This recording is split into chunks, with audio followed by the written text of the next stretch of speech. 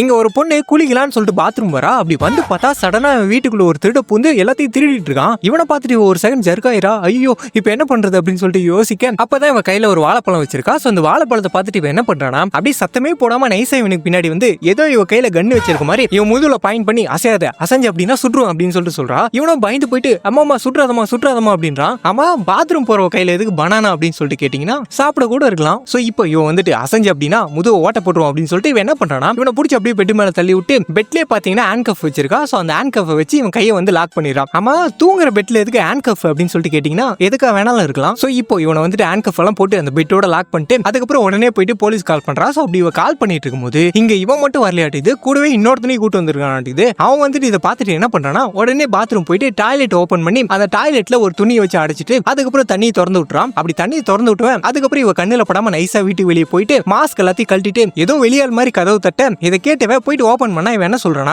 ஏமா உன் வீட்டுக்கு கீழ் வீட்டுல தான் குடியிருக்கேன், உன் வீட்டுல ஏதோ தண்ணி லீக் ஆகுதாட்டிது, ஏன் சீலிங்ல ஒளிட்டு இருக்குமா அப்படின்னு மாதிரி சொல்லும் போது அச்சோ என்னங்க சொல்றீங்க அப்படின்னு சொல்லிட்டு இவ சொல்லிட்டு இருக்கும்போது அப்ப இவன் வந்துட்டு ஹேண்ட் கஃபோட சாவி பார்த்தா இவ தான் வச்சிட்டு இருக்கா. சரி வாங்க போய் பார்க்கலாம் அப்படின்னு சொல்லிட்டு உள்ள வந்தா உள்ள இவனை பெட்ல ஹேண்ட் கஃப் எல்லாம் போட்டுருக்கிறத பார்த்தவன் சாரிங்க தப்பான நேரத்துல வந்துட்டு நினைக்கிறேன் அப்படின்னு சொல்லும் போது எங்க சி அதெல்லாம் இல்ல, இவன் திருடங்க என் வீட்டுல பூந்து திருட ட்ரை பண்ணா, அதான் ஹேண்ட் கஃப் எல்லாம் போட்டு வச்சிருக்க அப்படின்னு சொல்லும்போது எது திருட ட்ரை பண்ணானா, இருங்க இவனை பொழந்தறான் அப்படின்னு சொல்லிட்டு இவன் போகும்போது எங்க அதெல்லாம் வேணாம், நான் போலீஸ் கால் பண்ணிட்டேன், போலீஸ் வந்துட்டு இருக்காங்க, வாங்க நம்ம என்ன ப்ராப்ளம்னு பார்க்கலாம்னு சொல்லிட்டு பாத்ரூம் வந்து பார்த்தா டாய்லெட் நம்பி தண்ணி எல்லாம் கீழே போயிட்டு இருக்கு. இதை பார்த்துட்டு அச்சோ என்னங்க பண்றது இப்போ அப்படின்னு சொல்லிட்டு கேட்க எங்க ஒன்னும் பிரச்சனை இல்ல, நான் பிளம்பர் தான், நான் பாத்துக்கிறேன் அப்படின்னு சொல்லிட்டு இவன் என்ன பண்ணானா வேணுனே போயிட்டு அங்க இருக்க ஒரு டியூப் பிடிங்கி விட்டு எங்க கொஞ்சம் வாங்க இந்த டியூப்ல தான் பிரச்சனை நினைக்கிறேன், நீங்க என்ன பண்றீங்கன்னா அந்த டியூப் நல்லா பிடிச்சுக்கோங்க, நான் வீட்டுல போயிட்டு வேற டியூப் தான் எடுத்துட்டு வரேன் அப்படின்னு சொல்லிட்டு இவன் என்ன பண்ணானா அவளுக்கே தெரியாம நைஸா அந்த கீயை வந்து அடிச்சுட்டு வெளியே வந்தவன் அவனோட ஃப்ரெண்ட் ஹேண்ட் கஃப் எல்லாம் ரிலீஸ் பண்ணிட்டு மச்சான் வா இங்கிருந்து எஸ்கேப் பண்ணலாம் அப்படின்னு சொல்லிட்டு போகும்போது அப்பதான் இவனுங்க அங்க ஒரு சேஃபை பாக்குறானுங்க. ஆக்சுவலி இவனுங்க ரெண்டு பேரும் அந்த சேஃபை கொள்ளையடிக்க தான் அந்த வீட்டுக்குள்ளே வந்திருக்கானுங்க. சோ இதை பார்த்தவனுங்க டேய் மச்சான் இதை அடிச்சுட்டு போயிடலாம்டா அப்படின்னு சொல்லிட்டு போயிட்டு ஓபன் பண்ண ட்ரை பண்றானுங்க. பார்த்தா ஓபன் பண்ண முடியல, பாஸ்வேர்டு போட்டுருக்கு. டேய் மச்சான் என்ன பாஸ்வேர்டா போட்டுருப்பா அப்படின்னு சொல்லிட்டு ஏதோ போட்டு பாக்குறானுங்க.